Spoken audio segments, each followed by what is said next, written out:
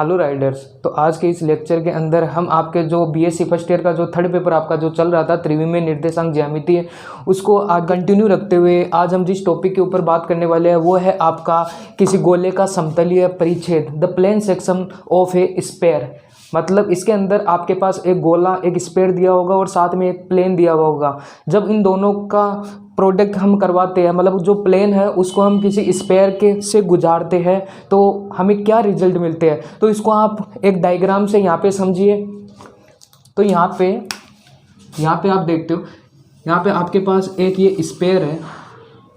जब इसमें से यहाँ पे किसी प्लेन को गुजारा जाता है,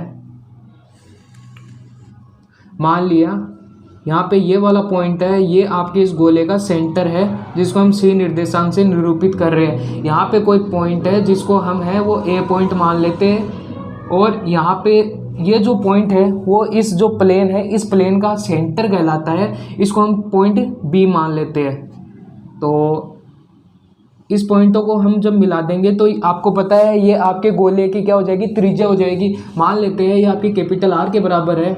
इसी प्रकार जब इस वाले पॉइंट को और इस बी वाले पॉइंट को भी आपस में मिला देते हैं तो ये वाली आपकी एक रेखा हो जाएगी, और साथ में जो ये डिस्टेंस है, जो प्लेन का आपका पॉइंट बी है उसका ये है सेंटर, प्लेन का सेंटर कहलाता है, प्लेन का केंद्र है, और यहाँ से ए तक की दूरी है वो इस सेंटर, इस प्लेन की क्या कहलाएगी, त्रिज्या कहलाएगी। और वो त्रिज्या को मैं मान लेता हूँ स्मॉल आर।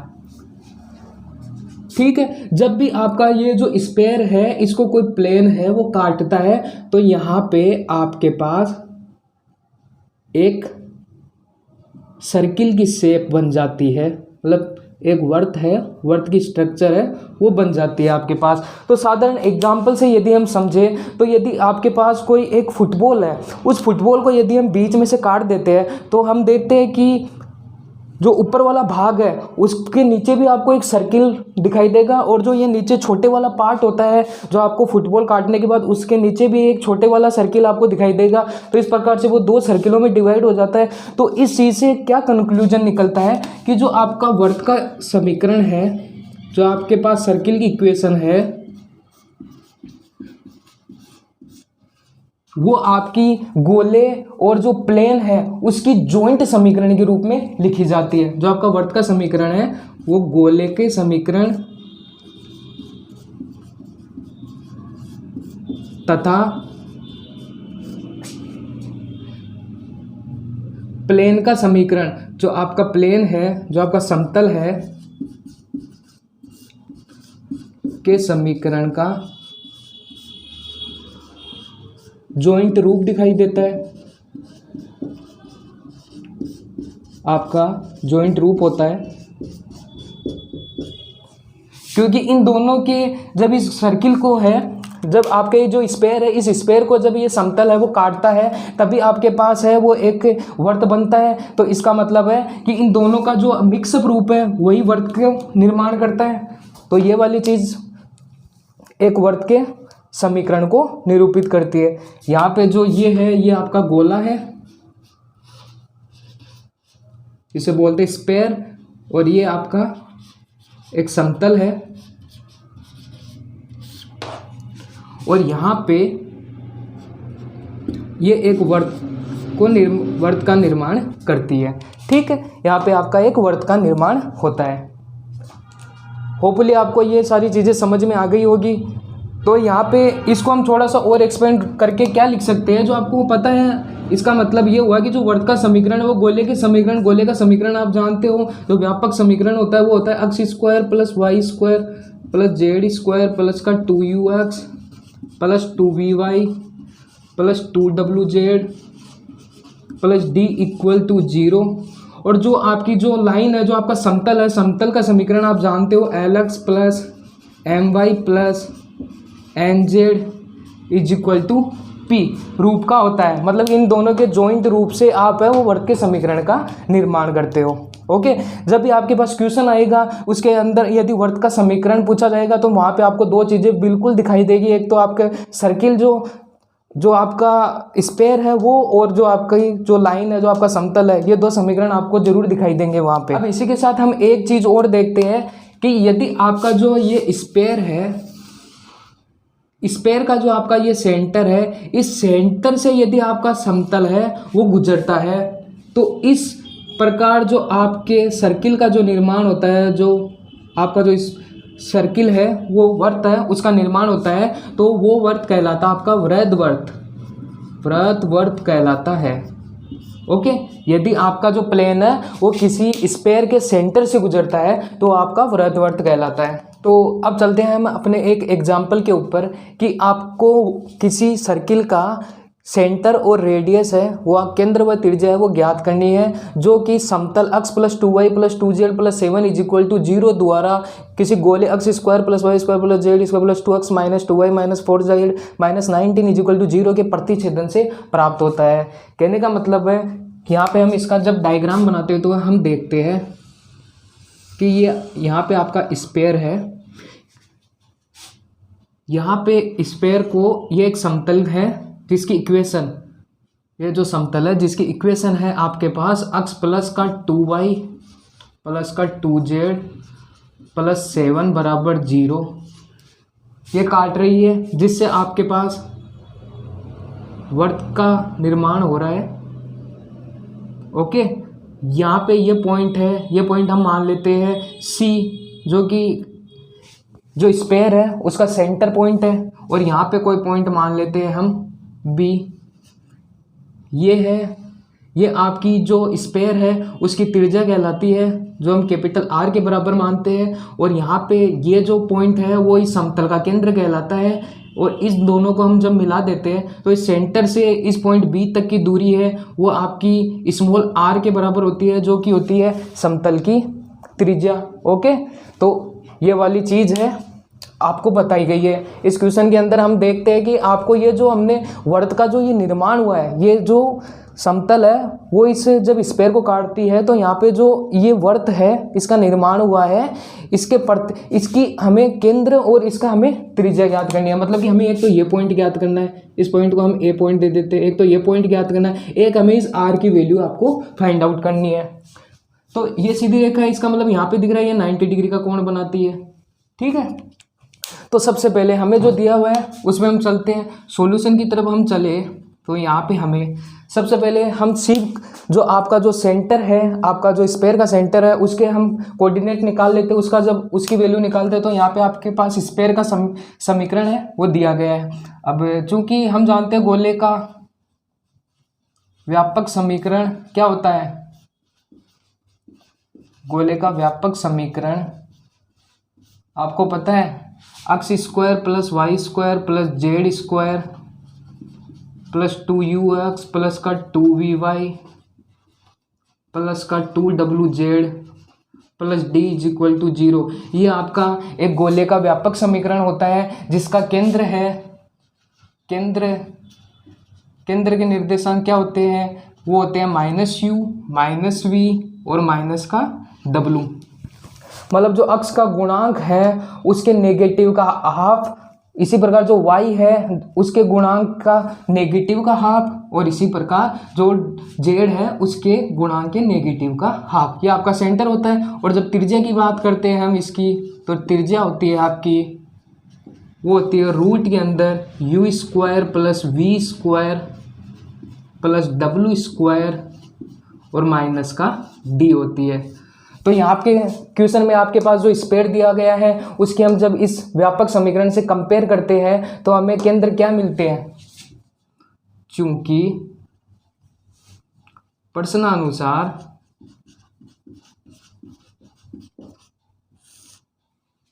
गोले X square plus Y square plus Z square plus के 2x माइनस के 2y माइनस के 4z माइनस के 19 इज इक्वल टू 0। तो यहाँ पे केंद्र के निर्देशांक की अगर हम बात करें, यहाँ पे केंद्र के निर्देशांक की हम बात करें तो यहाँ गोले के केंद्र के निर्देशांक क्या होंगे, वो होते हैं जो आपका अक्ष का गुणांक होता है उसके नेगेटिव का हाफ। तो अक्ष का गुणांक यहाँ पे क्या है 2, तो 2 का नेगेटिव मतलब माइनस का 2 और इसका हाफ मतलब कि 2 का भाग लगाना है यहाँ पे। तो 2 से 2 कैंसिल हो गया तो आपके पास क्या आया -1। ठीक है, तो यहाँ पे क्या आ गया -1। सिमिलरली यहाँ पे इसका नेगेटिव, यहाँ पे -2 है, -2 का नेगेटिव का हाफ करेंगे तो ये माइनस माइनस प्लस और ये 1 हो गया, तो प्लस का 1। सिमिलरली इसके नेगेटिव का हाफ क्या हो जाएगा, वो हो जाएगा आपके पास 2। ओके, तो ये आपके आगे जो आपका गोला दिया है उसके केंद्र के निर्देशांक। अब बात करते हैं गोले की त्रिज्या। गोले की त्रिज्या वो भी हम फाइंड आउट कर लेते हैं, जो कि हमने कैपिटल R के इक्वल मानी है, इक्वल। तो यहाँ पे O के, यहाँ पे जो सेंटर C है इसकी वैल्यू क्या आ गई, इसके निर्देशांक क्या आ गए, वो आ गए आपके पास -1, 1 और 2। ये आ गए आपके पास सेंटर C के कोऑर्डिनेट्स। ओके, तो हम त्रिज्या की बात करते हैं, तो त्रिज्या का फॉर्मूला ये होता है यहाँ पे, तो यहाँ पे क्या आ जाएगा मान आपके पास -1 का स्क्वायर प्लस 1 का स्क्वायर प्लस 2 का स्क्वायर और माइनस का D। D की वैल्यू यहाँ पे क्या है, -19। D की वैल्यू यहाँ पे क्या है, -19, जो आपका कांस्टेंट टर्म होता है। तो यहाँ पे D की वैल्यू -19 हो गई, इक्वल टू रूट ऑफ -1 का स्क्वायर, यहाँ पे ये 1 आ गया, प्लस 1 का स्क्वायर 1, 2 का स्क्वायर 4 और ये माइनस माइनस ये प्लस के 90 इज इक्वल टू, ये हो गया आपका 25 अंडर रूट ऑफ 25 और ये हो गया आपके पास 5। तो आपके पास जो गोले की त्रिज्या है, जो स्फीयर की त्रिज्या है, वो कितनी आ गई, 5। ओके, कैपिटल R का मान आपके पास कितना आ गया, 5। अब नेक्स्ट स्टेप के अंदर हम देखते हैं, तो हम यहाँ पे देख रहे हैं कि जो गोले का जो सेंटर C है वो है इस समतल के ऊपर लंबवत है। जो AC है वो आपके पास एक लंब खींचा गया है इस समतल के ऊपर। तो पुनः C से, ये जो आपका गोले का सेंटर C है, C से समतल का इक्वेशन आपके पास क्या है, x + 2y + 2z + 7 = 0 पर डाले गए लंब की लंबाई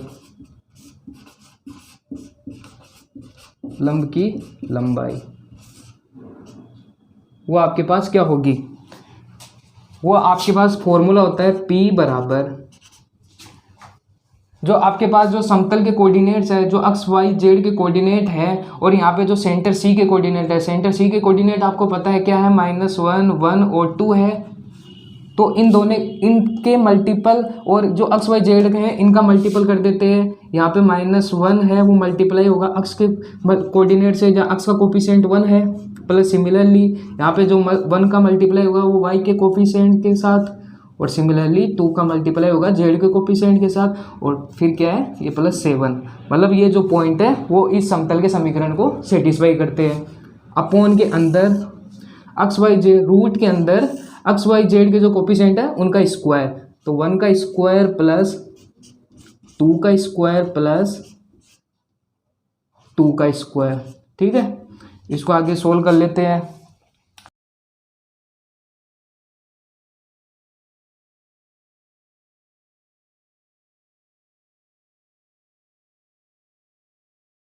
ये आ गया आपके पास 4। तो आपके पास जो AC का मान है वो आपके पास क्या आ गया, 4। जो सेंटर C से इस जो समतल पे जो आपके पास लंब खींचा गया है उसकी वैल्यू क्या आ गई, AC रेखा का मान कितना आ गया आपके पास, 4। ओके, अब हम देखते हैं यहाँ पे कि यहाँ पे जो एक कोण है 90 डिग्री का है और आपके पास दो भुजाओं के मान दिए गए हैं। तो तीसरी भुजा का मान आप पाइथागोरस प्रमेय का यूज करके इजीली फाइंड आउट कर सकते हैं। तो अब यहाँ पे क्या करो, आप पाइथागोरस प्रमेय है वो अप्लाई कर दो। ठीक है, अब चूंकि त्रिभुज ABC से क्योंकि हमें है प्रश्न में जो वर्त है उसकी त्रिज्या ज्ञात करनी है, हमें स्मॉल r का मान ज्ञात करना है, इसलिए हम पाइथागोरस प्रमेय यहाँ पे अप्लाई कर रहे हैं। तो इसलिए त्रिभुज ABC में कर्ण का स्क्वायर, जो आपके 90 डिग्री के सामने का कोण होता है वो आपका होता है कर्ण। तो कर्ण का स्क्वायर यहाँ पे क्या है, 90 डिग्री के सामने की भुजा 5, तो 5 का स्क्वायर इज इक्वल टू 4 का स्क्वायर प्लस r का square. 4 square plus R square. हमें आर की वैल्यू चाहिए तो 4 को हम इधर भेज देते हैं, तो that is implies r square is equal to 25 minus 16 is equal to 9। That is implies r is equal to आ गया root of 9 is equal to 3। तो आपके पास आर का मान कितना आ गया 3। तो ये हो गई आपके पास वर्त की त्रिज्या, ये हो गई वर्त की त्रिज्या। आर की वैल्यू आपके पास क्या आ गई 3। तो वर्त की त्रिज्या निकल गई। अब हम बात करते हैं वर्त के केंद्र की। तो हम थोड़ा सा इराज कर देता हूँ मैं बोर्ड को। तो वर्त का जो केंद्र है वो आपका ये वाला पॉइंट है, ए वाला पॉइंट है। इसका मतलब हमें ए के निर्देशांक आपको ज्ञात करने हैं। तो यहाँ पे हम देख रहे हैं कि एक और चीज़ आप यहाँ पे देखो, ये आपका जो प्लेन है इसका यदि हम अभिलंब खींचे तो ये आपका जो ये एसी जो लाइन है इसके आपके पैरेलल आती है। यदि हम अभिलंब की बात करें तो ये एसी लाइन के आपके जो पैरेलल आती है, ओके, ये इसका अभिलंब होता है जो कि एसी लाइन के बिल्कुल समांतर है।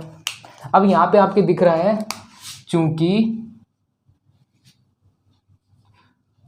चूंकि लाइन एसी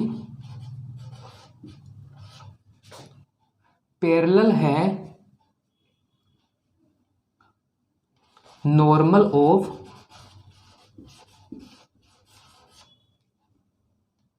प्लेन, ओके। यहाँ पे आपको दिख रहा है कि जो लाइन एसी है वो आपकी अभिलंब है इस प्लेन के, जो समतल है इस प्लेन के है वो पैरेलल है। तो यहाँ से हमें दिखता है, तो हम क्या करेंगे, ये जो एसी लाइन है इसका हम क्या करेंगे इक्वेशन ज्ञात करते हैं। इस एसी लाइन का हम समीकरण हमें मिल जाएगा, तो हमें ए के पॉइंट्स मिल जाएंगे। तो वही हमें चाहिए कि वही है आपके सर्किल का सेंटर। तो हम देखते हैं आगे। यहाँ पे हम देखते हैं कि जो एसी लाइन है इसकी हमें यहाँ पे जो डायरेक्शन रेशियो है, जो आपकी दिक्वजय है, जो LMN है, उसकी जरूरत पड़ेगी क्योंकि हमें एसी रेखा का समीकरण हमें ज्ञात करना है। तो यहाँ पे तो इसलिए डायरेक्शन रेशियो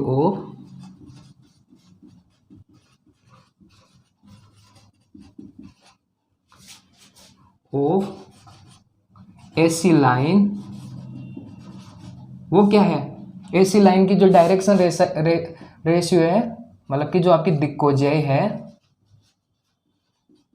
जो कि आपकी LMN होती है, वो क्या है समतल है आपका। और समतल, यदि हम समतल का जो प्रॉपर समीकरण होता है वो होता है LX plus MY plus NZ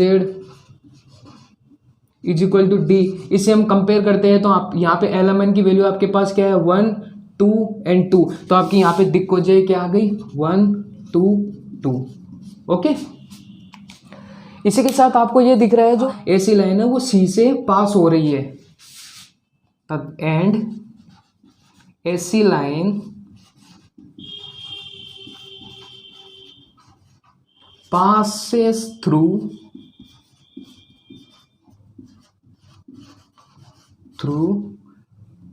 C point. C point के कोऑर्डिनेट आपके पास क्या है -1 1 और 2। यहाँ पे जो एसी लाइन है वो सी पॉइंट से गुजर रही है जिसके मान है वो -1 1 और 2 है। तो हम ज्ञात कर लेते हैं। तो आपके एसी लाइन की इक्वेशन क्या हो जाएगी, इसलिए इक्वेशन ऑफ एसी लाइन वो क्या होती है, x minus x1 upon L equal y minus y1 upon M is equal to Z minus Z1 upon N।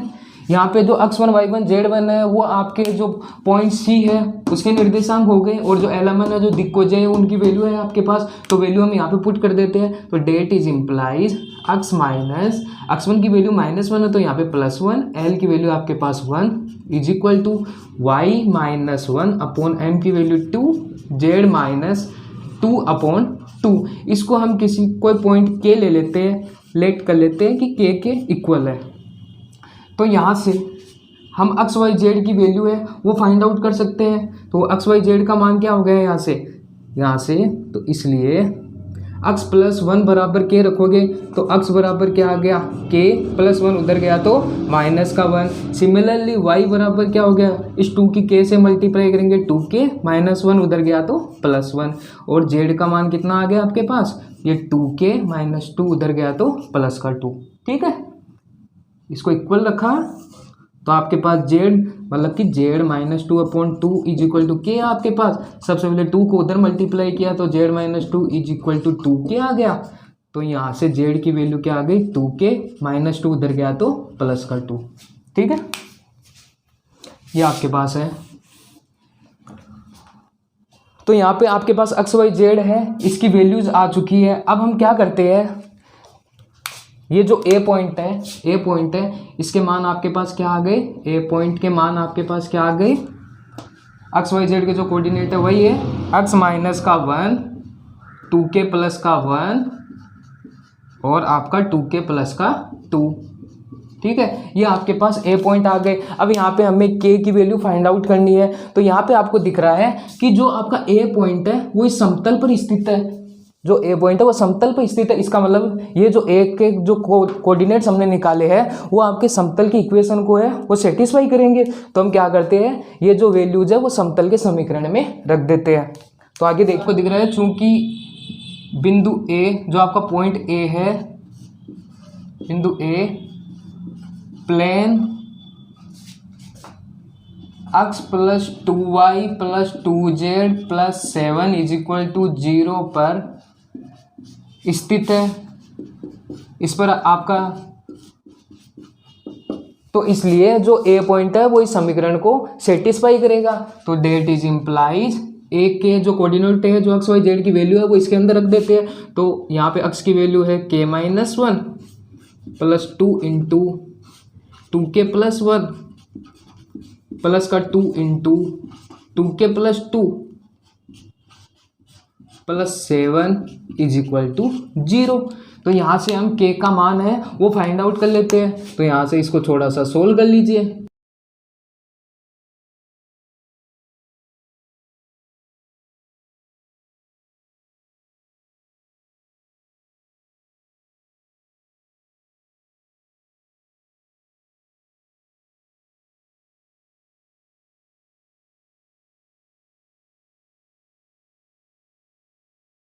यहाँ आपके पास k की वैल्यू माइनस का 4/3 आ गई। तो अब आप क्या करोगे, जो k का मान है वो इन पॉइंटों में रख दोगे। यहाँ पे जो एक्स वाई जेड के मान निकाले हैं यहाँ पे k की वैल्यू रख के आप एक्स वाई जेड का मान निकालोगे और वही आपके क्या है, सेंटर a है, जो आपके जो लाइन है जो प्लेन है उसका ए का कोऑर्डिनेट आ जाएंगे और वही आपका क्या है, केंद्र है वर्त का। पे अक्स बराबर आपका क्या था k माइनस 1, के की वैल्यू है माइनस का 4/3 और माइनस का 1। इसी प्रकार y का मान क्या था आपके पास 2k प्लस 1, तो k की वैल्यू माइनस 4/3 प्लस का 1। और इसी प्रकार z का मान था आपके पास 2k प्लस 2, तो 2 इंटू माइनस का 4/3 और प्लस का 2। तो यहाँ से हम एक्स वाई जेड की वैल्यू फाइंड आउट कर लेते हैं। तो ये हो गया आपके पास माइनस का 7/3, तो यहाँ पे ये आपके पास हो गया माइनस के 5/3 और यहाँ पे आपके पास जेड की वैल्यू आ गई माइनस के 2/3।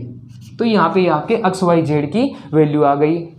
आपके जो वर्त का केंद्र है, वर्त का केंद्र जो कि ए पॉइंट है वो आ गया आपके पास माइनस के 7/3, माइनस के 5/3 एंड माइनस के 2/3। ये आपके पास वर्त के केंद्र के निर्देशांक आ गए। होपफुली आपको सारी प्रोसेस समझ में आ गई होगी। चलिए फिर मिलते हैं नेक्स्ट क्लास के अंदर। यदि आपको वीडियो अच्छा लगा है तो इसको अपने फ्रेंड्स के साथ शेयर करना बिल्कुल भी ना भूलें। Thank you.